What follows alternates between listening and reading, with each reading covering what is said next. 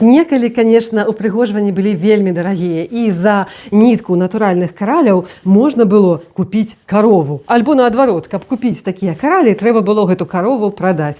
Конечно, у мяне не ўсе упрыгожванні даўнія, антычныя ці аўтэнтычныя. Сёння, калі ёсць і пластыкі, шкло, і вельмі танна гэта ўсё можна набыць у нейкіх крамах, ці потым перарабіць пад сябе, ну, гэта больш даступна стала. Таму у мяне тут не стада кароваў ляжыць, а ўсяго толькі магчымасць даставіць сабе прыемныя хвіліначкі. І вы таксама, калі хочаце, можаце знайсці сабе ўпрыгожванні пад любы густ і любы строй.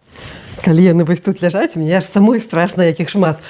Амаль што як на рынку, хоць ты прадаваць ідзі. Але, конечно, я свае ўпрыгожванні нікому не прадам, бо яны мне ўсе вельмі патрэбныя. Ну, паглядзіце ж вы, якая ж гэта прыгажосць. Ну, вось гэта ж такі бісер, такі сапраўдны шкляны, з Чэхіі прывезены. Для мяне іх адна беларуская майстарка сабрала, знізала, і вось я іх нашу. А вось гэтую прыгажосць мне падарыла каляжаначка. А вось гэтыя вось бурштынчыкі, ну, гэта я прывезла з Балтыйскага мора. Таксама майстар для мяне адмыслова зрабіў. Вось нанізаначкі такія, ну як жа іх пакінеш? Ну, это ж такая прыгажосць, гэта ж проста супер. А вось гэта драўляныя пацеркі. Яны падобныя мне трошкі да фасолькі. Мне здаецца, запроста маглі быць такія ў вясковых прыгажуняў. А вось тут сапраўдныя каменьчыкі, хіба не фрыцікі. А вось гэта гарлячка, ну, вельмі старая. Я думаю, што яна дзе-небудзь з паваенных часоў такая ёсць.